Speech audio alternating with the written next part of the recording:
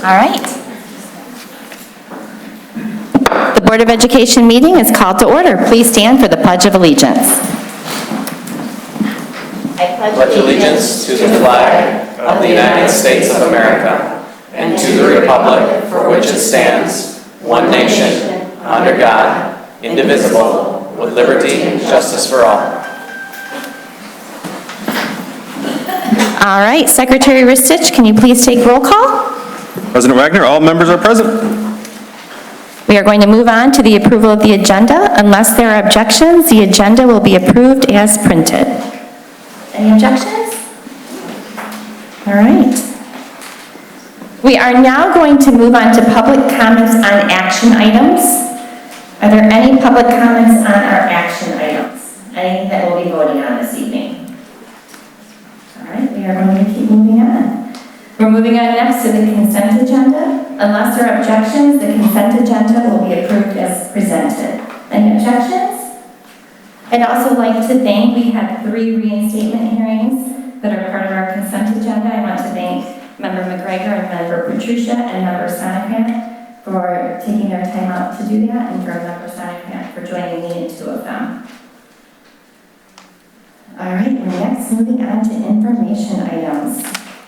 With Assistant Superintendent Hildebrand for our RFP for contracted special education substitute services. I feel like this mic is reverbing a lot, so I apologize if it's super loud up there. Good evening, trustees. Included in tonight's package is an information item to go out for a request for proposal for contracted substitute special education services. What we're seeking to do is to receive competitive bids with per hourly pricing for the next 3 years to try to manage our budget exposure and provide resources to fill positions on a temporary basis, substitute only, for WEA positions that we've been unable to fill.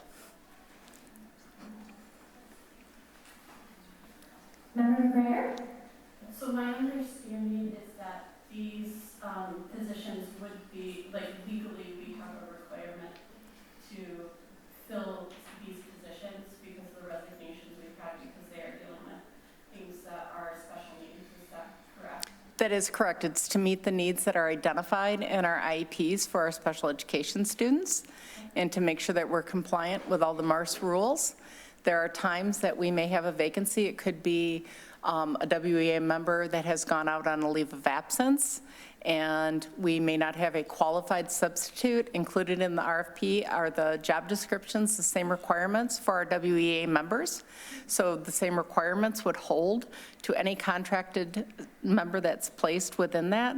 It would be that short-term assignment for that leave only. There are other times that we may have had a resignation and we've posted a position, we've looked for internal candidates, external candidates, we're unable to fill it, but we have a requirement to meet the need for the students. So we're looking for resources with competitive bid pricing to meet these needs. Once again, it's not in place of WEA members, but to cover us when we're unable to fill those positions. All right, Member Torres? So it's temporarily filling the position as a placeholder until we hire somebody, right? Correct. So we're still in the process of finding a WEA member that's qualified to be. Correct. Or it could be a contracted substitute that's covering during a term of a leave for a WEA member.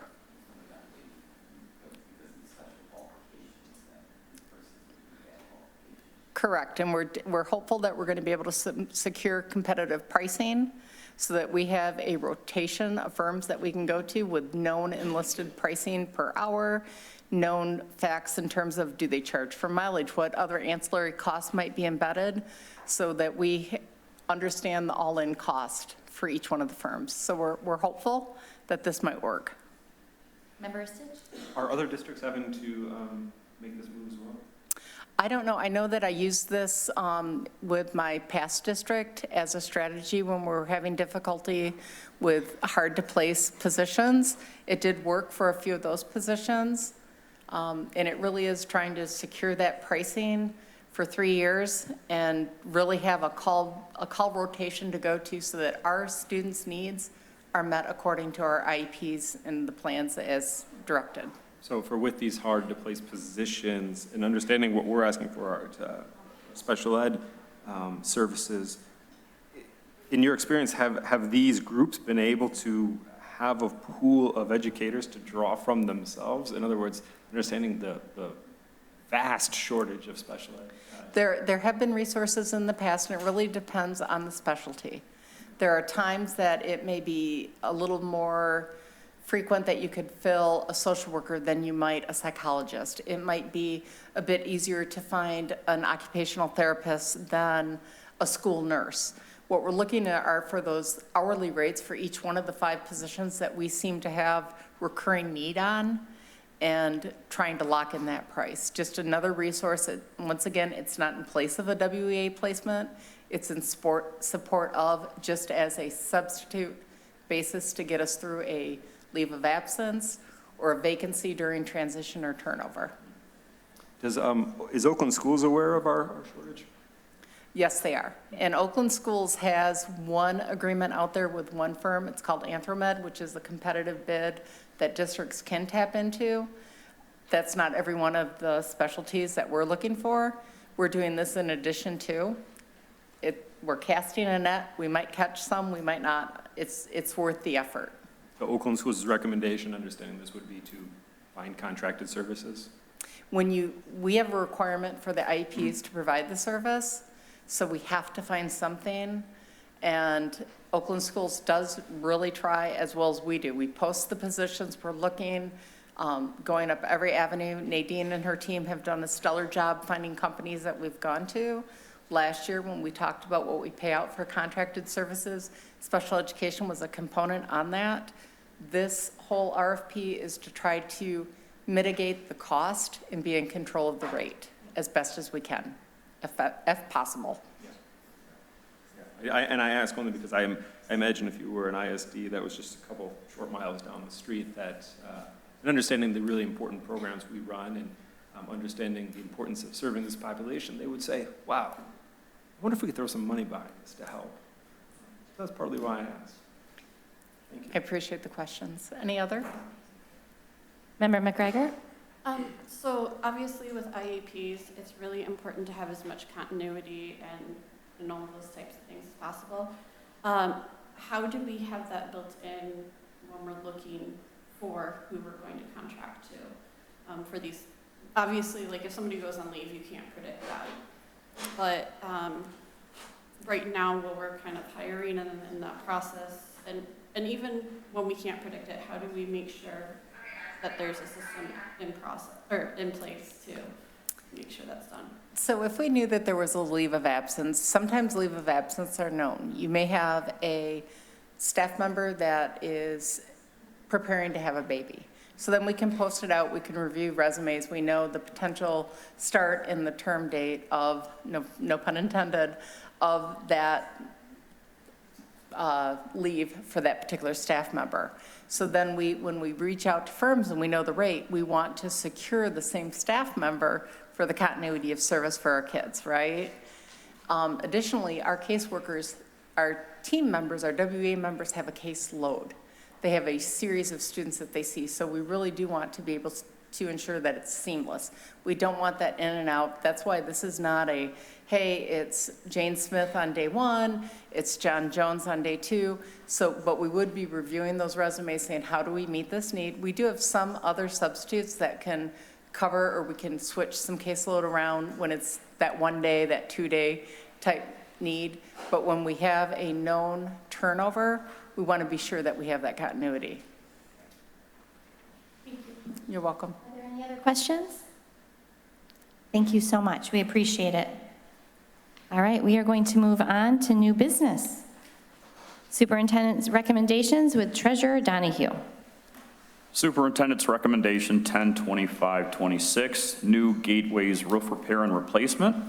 It is recommended that the Board of Education approve roofing replacement for Lutz to the lowest bidder to specification, J.D. Candler Roofing in the amount of $527,500, along with a 10% contingency of $52,750, for a total award of $580,250. Funding of $335,000 from New Gateways and the remainder of $245,250 from the 2020 bond fund. I so move. All right, the motion has been moved and supported. Are there any comments or questions? Member McGregor? So one of the items on here is that it says completion of all required asbestos-related training and certification before. Is this normal that that's not done ahead of time, or how does that work? Can you give me some more information on that? I'm going to turn this over to Kyle from SME so he can respond to it, along with Sid Tipnett, our Director of Operations. Yes, so there's a settlement agreement that defines how roofing replacement has to take place if there is asbestos detected in it. This contractor that was the low bid, they did not have the training or the equipment to do it in accordance with this agreement, but we were working with Nova, who's the district's environmental consultant, and they were willing to get that training and the equipment to I guess, be able to perform it in accordance with the current Michigan law. So that's why we said it's contingent on them getting that. We also asked for proof that they get the training and then a documented plan of, hey, so we can double check it with Nova and the district to make sure they're doing everything that they need to do. And do we internally have a process in place to make sure that they're following that training, given that they don't have that background? We planned on having Nova at least make a couple visits out there just to check in periodically, especially in the beginning, making sure that because it's not the entire roof, it's only some small select areas. So just making sure that they're doing everything as they need to do, keep everyone safe. Thank you. Yep. Member Patricia? Have we used this company before? We have not. No. Other districts are familiar with J.D. Chandler, if I recall correctly, Kyle. Yes, Correct? yes. So they're known Yes, within school districts? Yes, absolutely, yeah. But again, sometimes we've had some roofers that we like, sometimes we don't. I just want to make sure this isn't one of those Sure. that we don't. Yeah. This is not the roofer that you have a concern with. You're welcome. Yeah. Member Torres? What school districts have used them? I believe Utica schools, I can't remember, they listed a couple offhand. They did provide a couple references, and we reached out to those, and everyone and I also reached out to some roofing consultants that I know at other firms, and they all stated that they are good quality in the field. Their install is very high quality, so. So like in the Metro Detroit area, Utica? Yeah. Okay. Yes, I want to say like Sterling Heights, they've done some work over there. Yeah, yes. Sid, do you feel pretty confident? Yes, Okay. very much so. I think this is a pretty straightforward roofing project. There's not too much to it. So, Okay. yeah, definitely. Are there any other questions? All right, all those in favor, please signify by raising your hand. Motion carries 7-0. Thank you. Thank you. Thank you very much, we appreciate it. All right, we are going to move on to public comment on non-action items. Please be reminded that comments are limited to 3 minutes in duration. Members of the public are invited to share comments, however, this is not intended to be a time for questions and answers. Lastly, participants may speak only once on the same topic and are asked to avoid statements that are personally directed, abusive, or obscene. And we are going to start public comment with Ms. Cheryl Campbell. Thank you. Hello, my name is Cheryl Campbell. I am the president of the MESPRA 1 Secretaries Unit. I spoke to you guys at the last COW meeting. Today is August 21st. It marks the 52nd day that we've worked without a contract. Indispensable, go-to person, person who really runs the district, right-hand person. If it weren't for you, these are a few phrases that were used to describe secretaries at the Secretary's PD this past Tuesday. Sting. Instead of feeling complimented, we feel the sting of what was, but is now gone.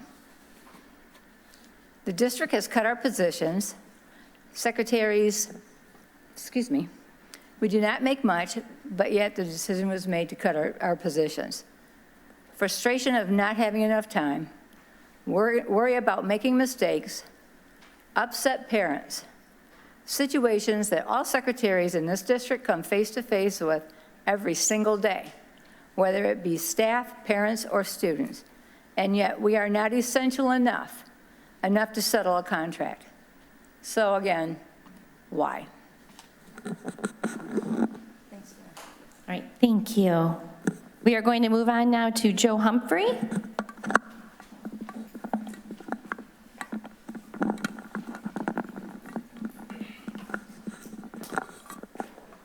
you, Darren. I appreciate it.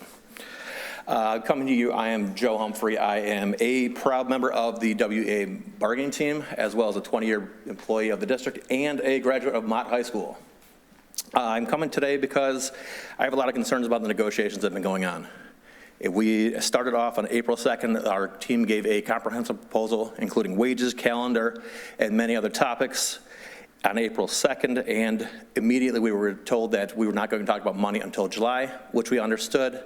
It happened last year as well, so we kind of understood where negotiations were starting and going, and understood that most of us at the top, which I am one of those, would probably be not receiving something within our within our wages that would be constantly occurring.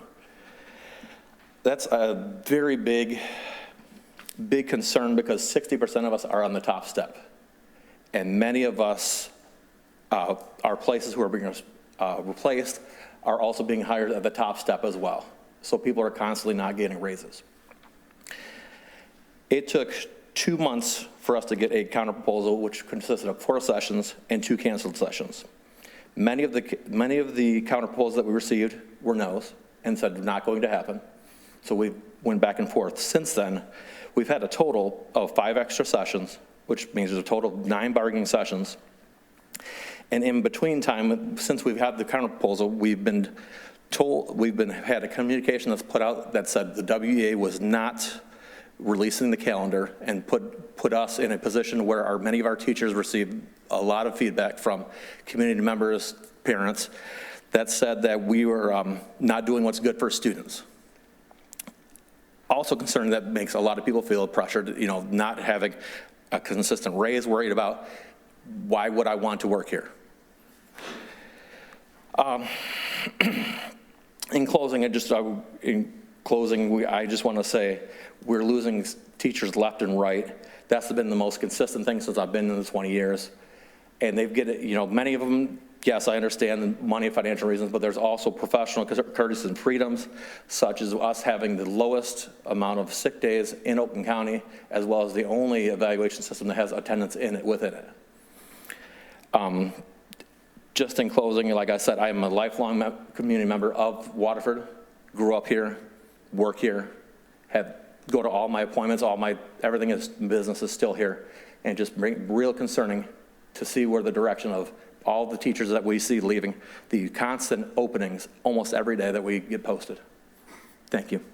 Thank you. All right, we are going to move on to Mary Crate.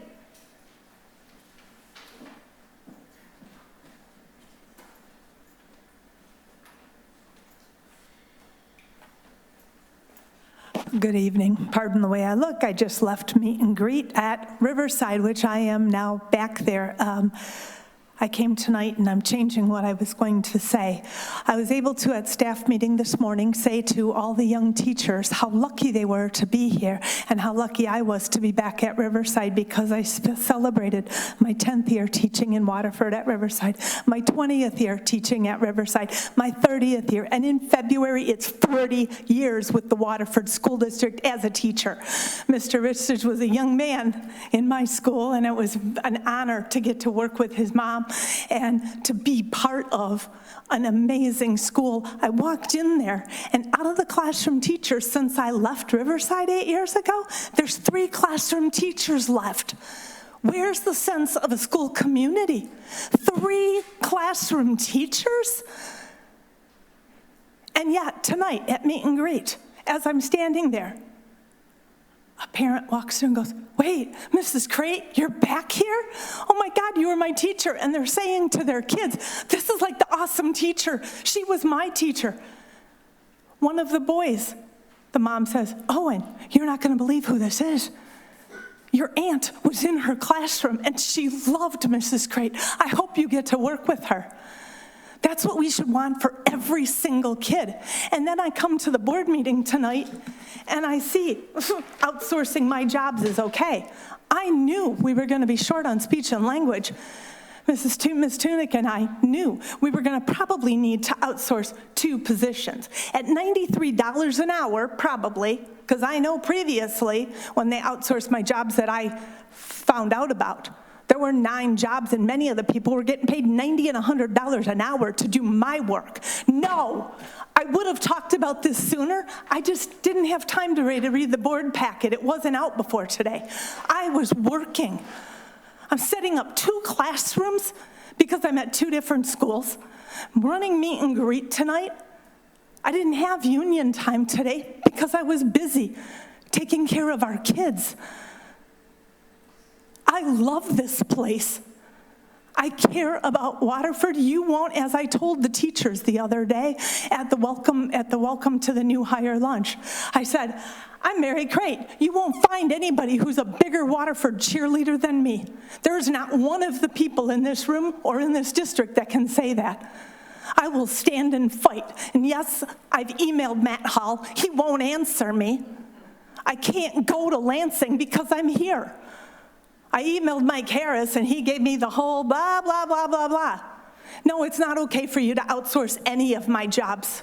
And these aren't just substitute jobs, and now it's going to be 3 years? You want to do that? Now, pay my people enough money, then you don't have to outsource them. Thank you. All right, thank you. Our next speaker is Miss Lori Tunick.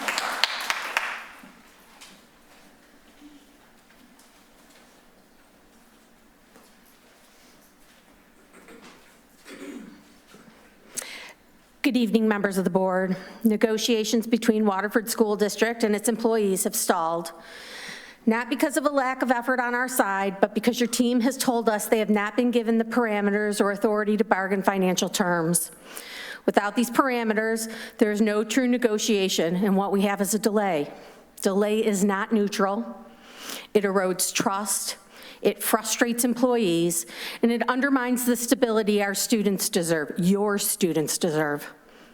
Every day that passes without progress leaves staff working without a contract, unsure of their future, while continuing to give their all for this district. Let me be clear. Failure to provide your team with the authority is more than a stall tactic. It is a failure to bargain in good faith, and failure to bargain in good faith is an unfair labor practice under Michigan law. The district often speaks of structural deficit. Let's be honest, that's simply spending money out of your savings account, and families do it all the time.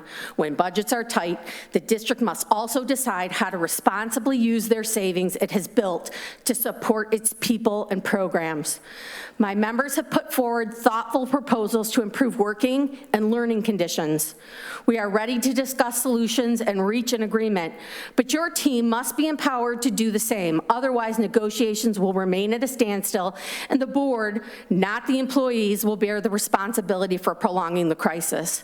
I urge you tonight, take responsibility, direct your team, give them the authority they need to bargain in good faith. Waterford's educators, staff, and most importantly, its students cannot afford further delay. We've waited long enough. Thank you.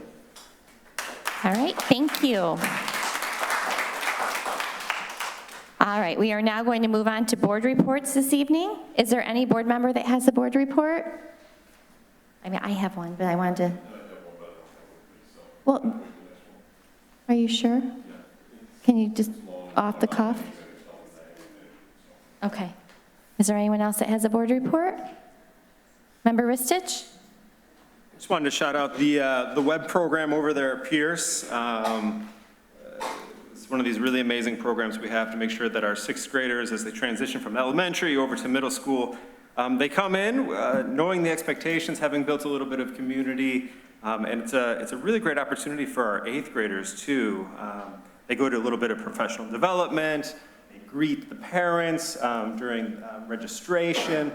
It's a really great program that I just thought was the epitome of what the sort of ethos that we have here in Waterford, how our staff takes care of our students, and how our students just respond so well to big challenges. They always seem to rise to the occasion, and I just really quick wanted to thank Ms. Rainier, Mrs. McDonald, Ms. Noble, and Ms. Dicker, just an amazing set of teachers among our really amazing set of teachers and staff. So the Where Everyone Belongs program, I know it's something that we'll be working on throughout the year. It'll be sort of woven into, I think, some of our new advisory courses, I believe. So just a really terrific program. And just a couple, I wanted to shout out Taylor Brewer, Noelle Stevenson, Sophia Turner, and then my own sons Oliver and Damien for being a part of it. It was just incredible to watch these new 8th graders take on the great responsibility of welcoming all these new 6th graders to just a really great program. So shout out to the web program. All right, Member McGregor? So one of the programs that helps a lot with our schools is called Fueling Kids' Futures. There are a lot of students who don't have enough to eat at home, and this program provides those students who are in need with food. This program needs volunteers to help pack that food on a weekly basis.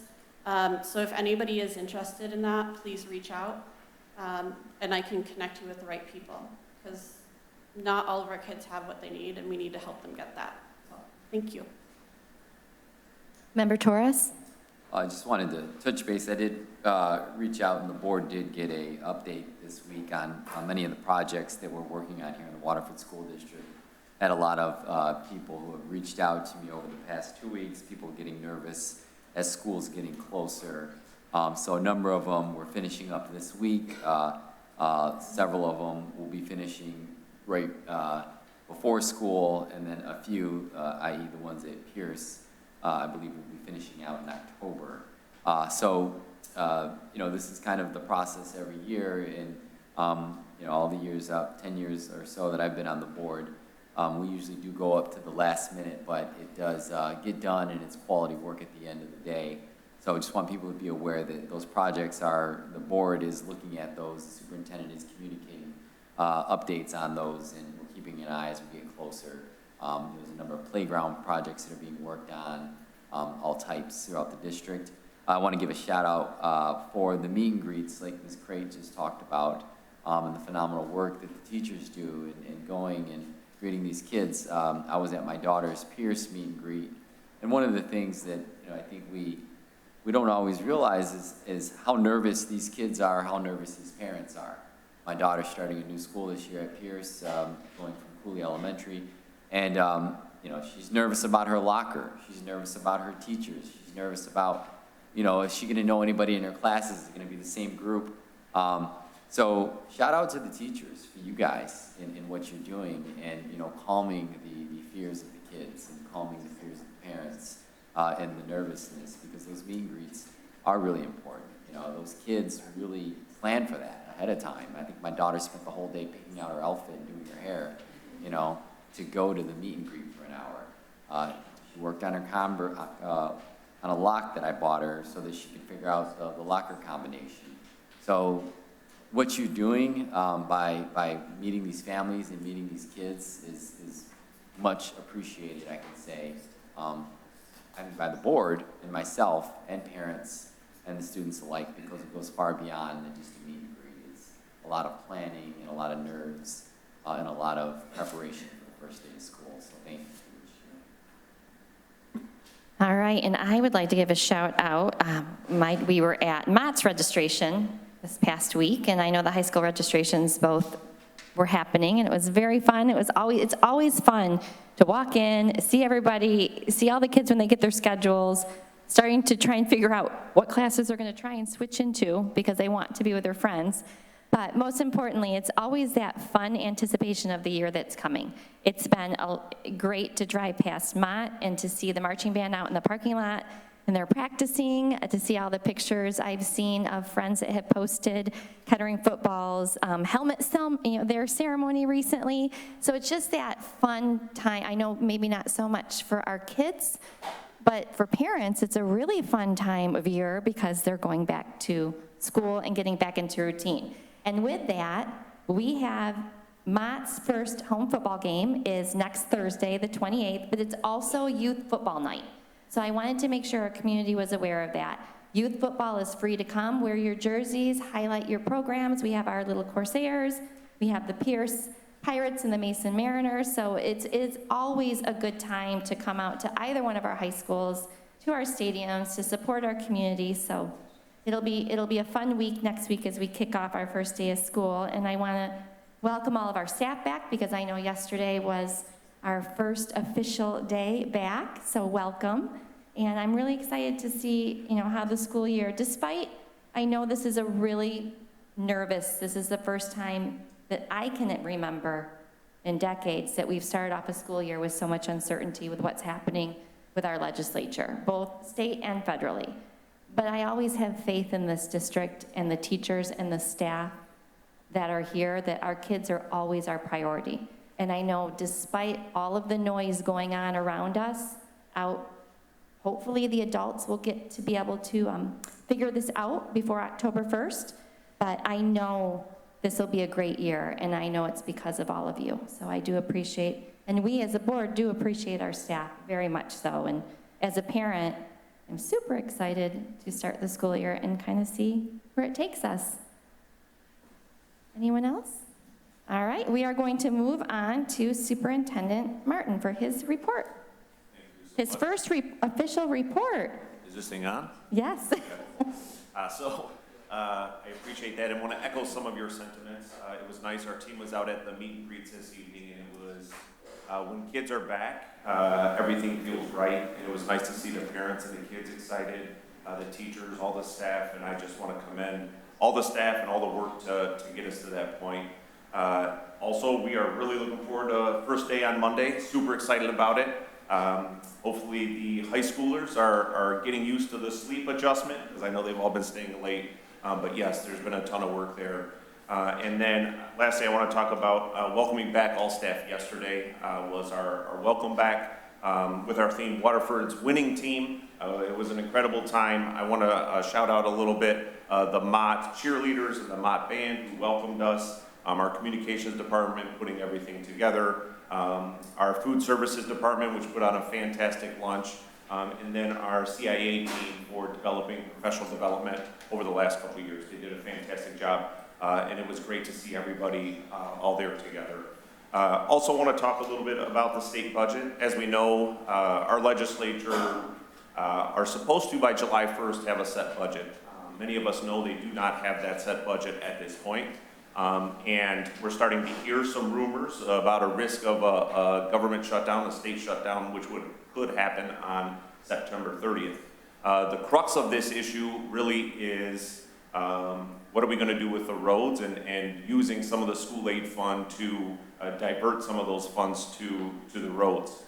If there is a government shutdown, our first school aid payment comes to us on October 20th.